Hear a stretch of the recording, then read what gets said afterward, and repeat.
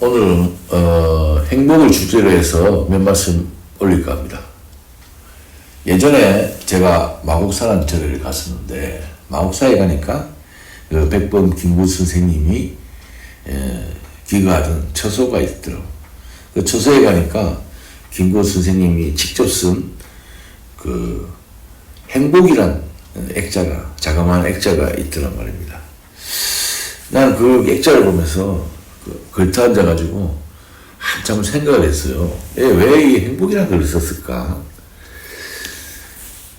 멋있는 말도 많았을 텐데 왜 행복이라는 글자를 썼을까? 이런 생각을 했습니다. 근데 나 그때 이제 내가 든 생각은 그때 김구 선생이 얼마나 불안한 상태이겠습니까? 일본 시대, 일제시대 때 말이에요.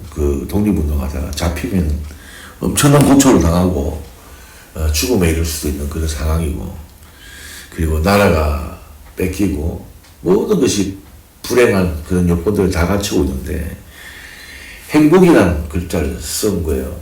그것도 절집에서. 그 절집에 가면 또, 좋은 글귀들이 많거든요. 쓰지 않고 행복이라는 글자 딱 쓴 걸 보면서 이 암울한 시기를 불교라는 뗏목을 타고 저 행복이라는 피안의 세계로 가고 싶은 그런 마음이었겠구나. 이 행복은 김구 선생님의 화두였겠구나.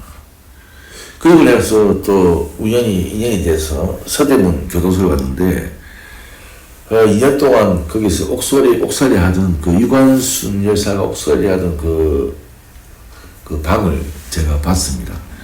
고개를 제대로 들 수 없을 만큼 협소한 공간에서 2년간 고문을 당한 그 어린 나이에 16이니까 그 나이에 그렇게 고문을 당하면서도 나라를 찾겠다는 그 마음을 항복하지 않고 결국 죽임을 당했죠. 나는 그걸 보면서 굉장히 제 자신이 너무 나약하다는 생각에 부끄럽다는 생각이 들었어요. 어떻게 저럴 수 있을까?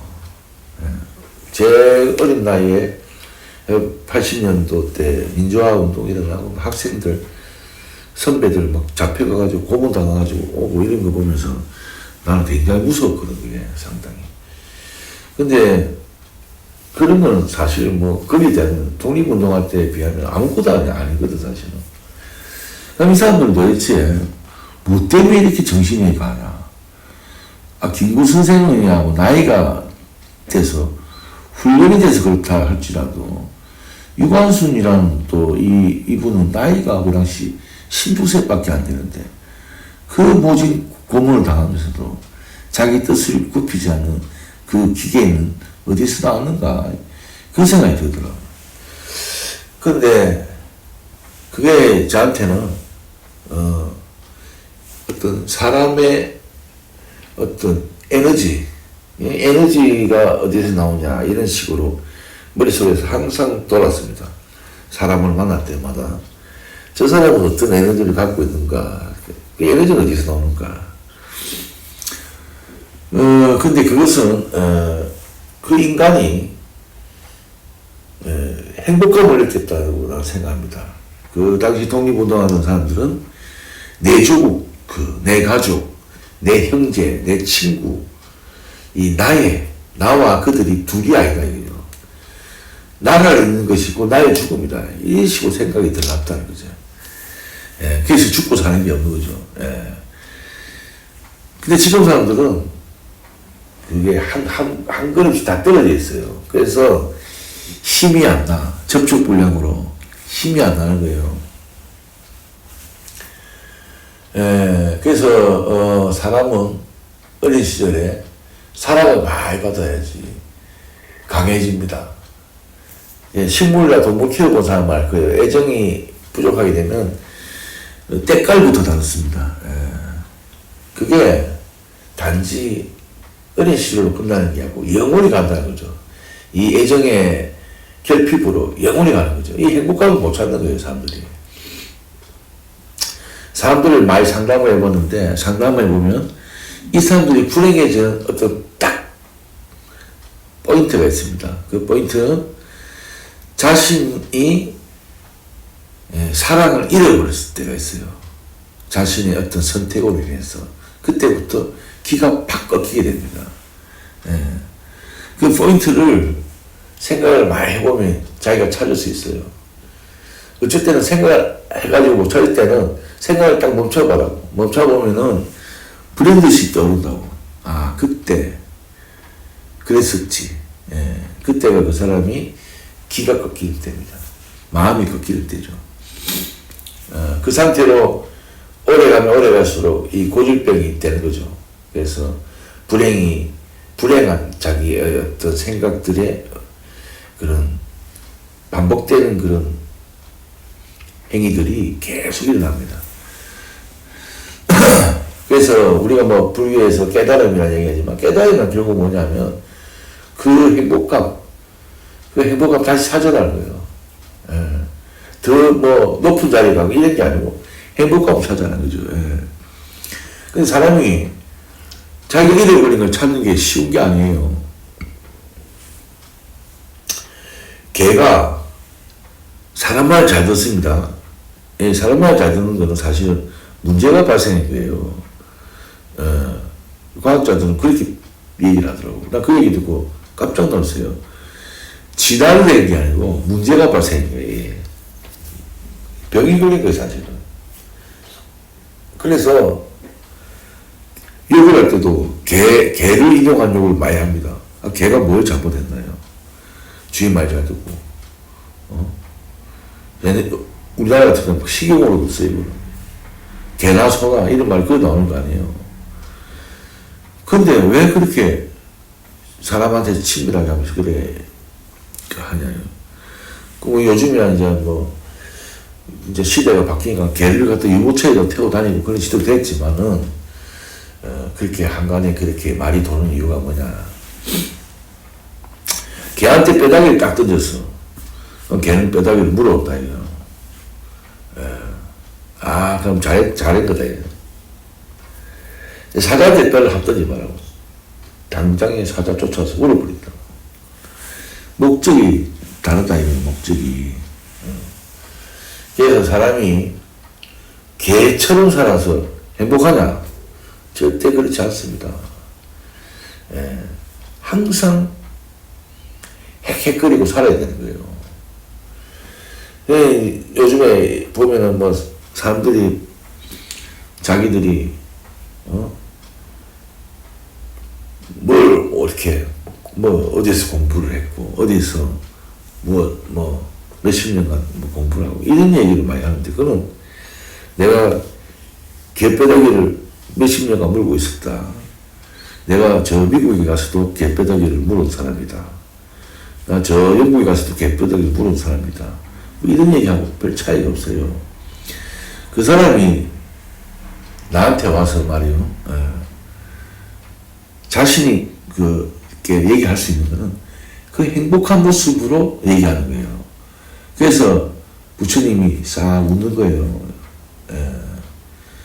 그 웃음이 그냥 나는 게 아니에요. 웃을 수 있냐, 이거, 당신. 당신 진짜 행복감으로 웃을 수 있냐. 저도 지금 앉아서, 생각하는 게 뭐냐면, 진짜 환하게 웃는 거예요. 거짓으로 웃는 거 말고, 고객님 사랑합니다, 이런 거 말고, 진짜로 환하게 웃는 거. 그 모습으로 세상이 다시 살아납니다.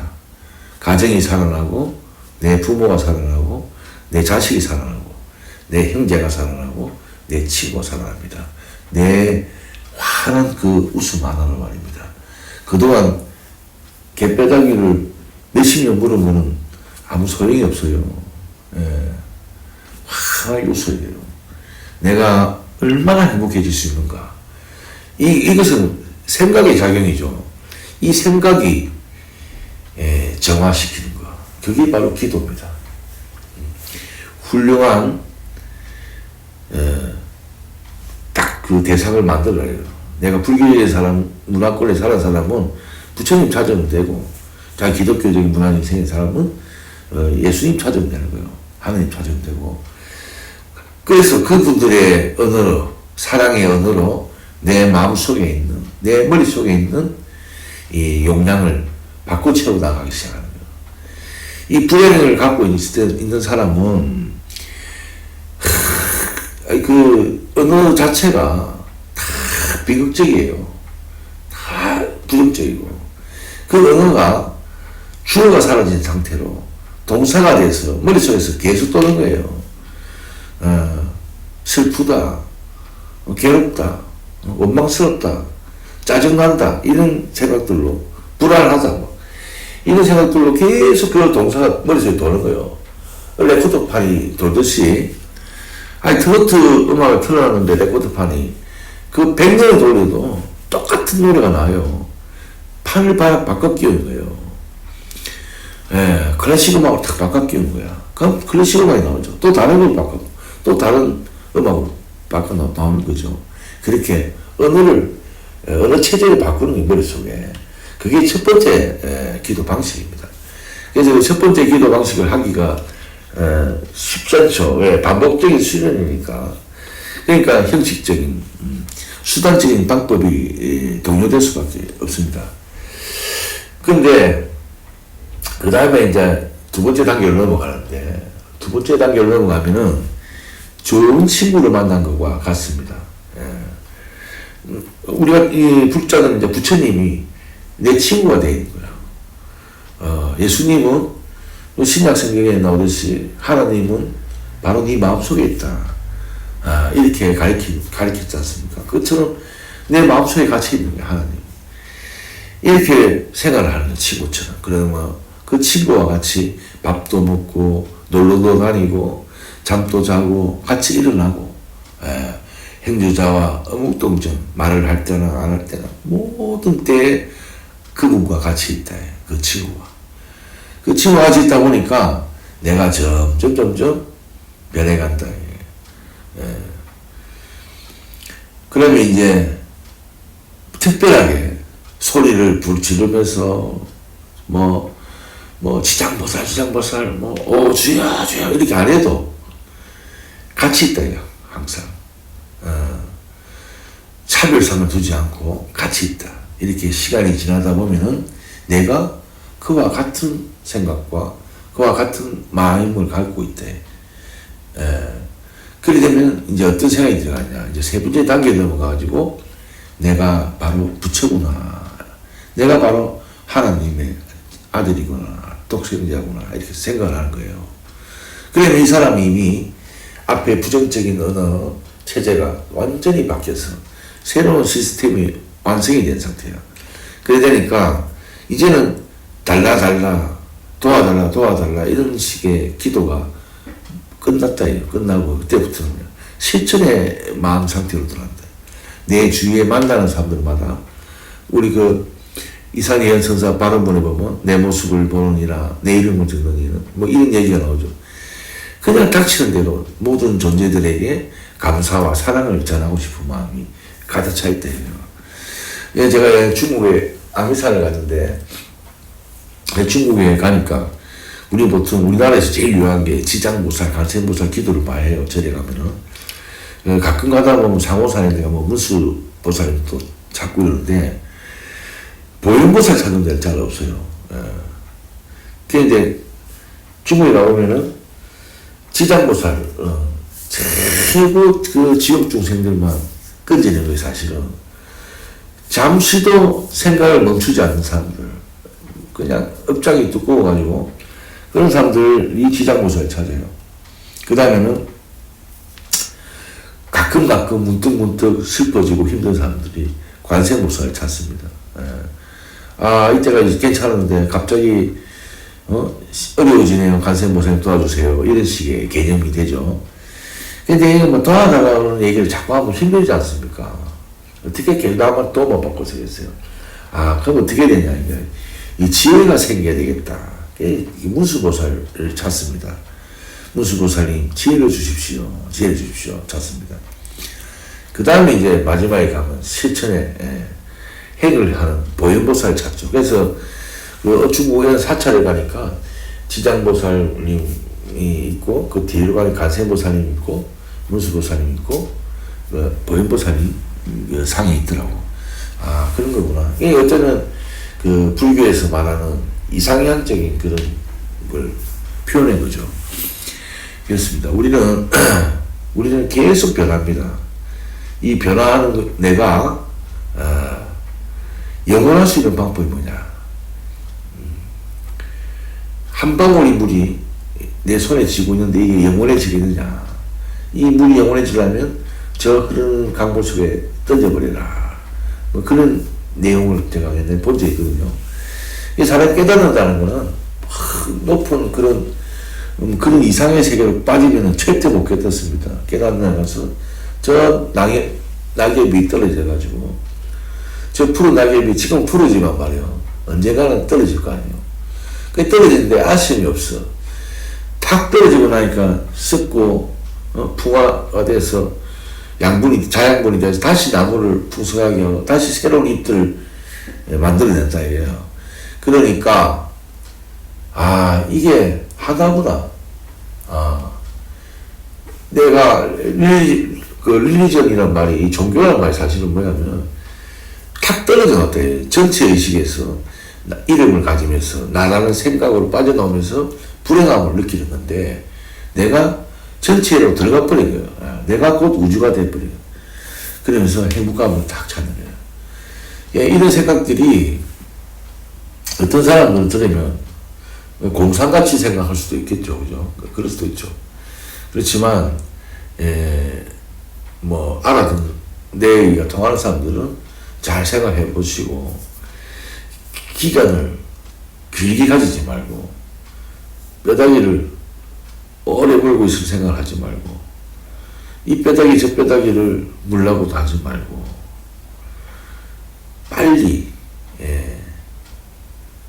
각성해서 남아있는, 자기에게 주어진 남아있는 시간을 행복하게 살아야 됩니다. 자신감 있게. 그렇게 살기를 바랍니다. 오늘은 여기까지 하겠습니다.